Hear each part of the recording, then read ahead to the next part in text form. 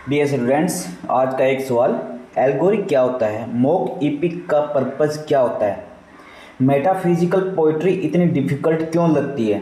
आज के लेक्चर में हम 5 सुपर इम्पोर्टेंट पोइट्रिक फॉर्म और मूवमेंट को कवर करने वाले हैं। वो है allegory, mock epic, metaphysical poetry, symbolism और इमेजिनेशन। इस टाइप के छोटे छोटे कंसेप्ट्स हैं जो बार बार एग्जाम में पूछे जाते हैं और स्टूडेंट्स पजल हो जाते हैं। तो आज की वीडियो में लास्ट तक बने रहिए। इसके नोट्स हमारे ऑफिशियल टेलीग्राम चैनल पर डाल दिए गए हैं, जहां से आप नोट्स कलेक्ट कर सकते हैं। तो हमारा पहला टॉपिक है allegory. An allegory is a poem in which characters and events represent deeper moral and political religious meaning. इस टाइप के पोएम में जो कैरेक्टर्स और इवेंट हैं वो उनका खुद का मीनिंग को छोड़कर दूसरा डीपर मीनिंग है वो रिप्रेजेंट करते हैं। ये मीनिंग हो सकता है मोरल, हो सकता है पॉलिटिकल, हो सकता है और रिलीजियस टाइप का हो सकता है।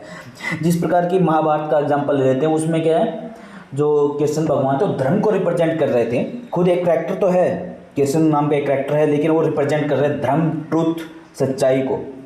It has two level of meaning रहता है, literal meaning and symbolical meaning. Literal meaning, जिस प्रकार महाभारत में कृष्ण भगवान है, वो अपना एक कैरेक्टर है कृष्ण का, वो लिटरल मीनिंग है। सिंबॉलिकल मीनिंग क्या है उसमें, जिस पर धर्म को रिप्रेजेंट करता है, ट्रुथ को रिप्रेजेंट करता है, सिंबॉलिक दे रहा है। एक तरफ सिंबल किस चीज़ का है, धर्म और ट्रुथ का सिंबल है। इसके फीचर्स क्या रहते हैं, extended symbolism and moral lesson देता है।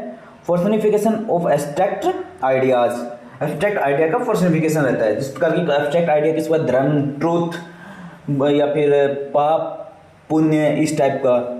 जिस प्रकार रामायण में राम क्या थे, ट्रूथ और सच का एक, सच और ट्रूथ का एक सिंबल थे, और रावण क्या था, बुराई और इस टाइप का एक सिंबल था। उसी प्रकार एल्गोरी में ये रिप्रेजेंट होता है। एग्जाम्पल इसका क्या है, the Faerie Queene by Edmund Spencer.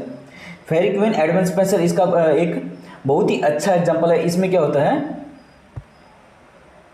इसमें एक कैरेक्टर होता है रेड क्रॉस नाइट जो होलीनेस को दिखाता है, और एक कैरेक्टर होता है यूना जो ट्रुथ को रिप्रेजेंट करता है।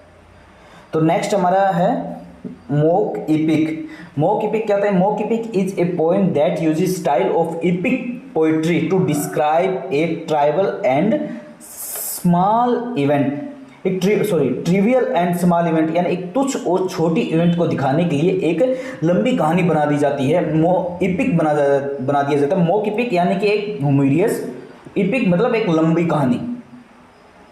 It imitates epic convention but form of humorous effect के कारण एक लंबी कहानी और इपिक कन्वेंशन बना दिया जाता है। इसी ग्रांड फीचर्स क्या है, ग्रांड स्टाइल होता है, ट्रिवियल सब्जेक्ट छोटा ही होता है, कोई बड़ा नहीं होता, आयरनी होती है। इसका परफेक्ट एग्जांपल क्या है, the rape of the lock by Alexander pope. इसमें क्या होता है, एक लड़की के जो हेयर लॉक है उसको काटा जाता है और उसको इतना बड़ा बना दिया जाता है जैसे कि कोई महाभारत का युद्ध चल रहा है, उसको भगदड़ टाइप का, इस टाइप का दिखा दिया जाता है। नेक्स्ट है हमारा metaphysical poetry. Metaphysical poetry is a 17th century poetic style known for intellectual depth and complex metaphor. ये 17th सेंचुरी की पोइटिक स्टाइल है जो इंटेलेक्चुअल और कॉम्प्लेक्स मेटाफोर्स के कारण जानी जाती है। इसके फीचर्स क्या रहते हैं, कंसिस्ट एक्सेंट्रिक मेटाफोर्स यूज किए जाते हैं, साइकोलॉजिकल थिंकिंग होती है इसमें, पैराडॉक्स होता है, विट होता है, blend of emotion and intellect, blend होता है इमोशन और इंटेलेक्ट्स का। जो मेजर पोइट है वो है जॉन डॉन। इसका एग्जांपल है the flea bye John Donne. इस पोएम में क्या होता है, एक फ्ली यानी एक मच्छर या फिर कोई मक्खी टाइप का एक इंसेक्ट्स होता है जो दो कैरेक्टर्स को काट लेता है। उनके काटने से क्या, उनका ब्लड मिक्स हो जाता है, तो इसलिए बोलते हैं वो हम फिजिकली यूनाइन हो गए, क्योंकि हमारा ब्लड इस फ्ली के कारण मिक्स हो गया है। Becomes a symbol of physical union. इस कारण जो फ्ली है वो एक फिजिकल यूनियन का सिंबल बन जाता है। इंपॉर्टेंट पॉइंट क्या है इसमें, the term metaphysical poets was popularised by Samuel Johnson ने इसको पॉपुलर किया था इस टर्म को। नेक्स्ट हमारा टॉपिक है सिंबोलिज्म। सिंबोलिज्म अपने आप को बताता है कि सिंबोलिज्म एक सिंबल देता है, यानी किसी में वर्ड कुछ हो रहा है लेकिन उसका सिंबल कुछ और ही मीनिंग देता है। Symbolism is a literary movement where objects, image and words represent deeper meaning, यानी ऑब्जेक्ट्स और इमेज वर्ड्स हैं वो डिपर मीनिंग, दूसरा मीनिंग को रिफ्लेक्ट करते हैं। It develop in France in 19th century, 19th century में फ्रांस में ये डेवलप हुई थी। फीचर्स क्या है इसके? सुजेस्टिव मीनिंग देता है अलग से, म्यूजिकल लैंग्वेज होती है, सब्जेक्टिव एक्सप्रेशन होता है, रिएक्शन अगेंस्ट रियलिज्म के होता है। Symbolism influenced modern poetry, symbolism ने मॉडर्न पोइट्री को इन्फ्लुएंस, जिस प्रकार की कहीं हम देखते हैं अगर पोएम में नाइट लिखा है तो इसका मतलब नाइट ना हो, दूसरा डेथ या लोनलीनेस इस टाइप को सिंबल करे। तो इस प्रकार सिंबोलिज्म का इन्फ्लुएंस क्या है मॉडर्न पोइट्री और जो लेटेस्ट जो पोइट्री लिखी जा रही है उसमें स्ट्रॉन्ग इफेक्ट पड़ा है। इसका ओरिजिन फ्रांस से हुआ था 19th सेंचुरी में, यही इसके लिए मेन इंपॉर्टेंट है। नेक्स्ट है imagism. Imagism was a modern poetic movement that focused on, जो focus the clear imagery, precise language, no unnecessary words.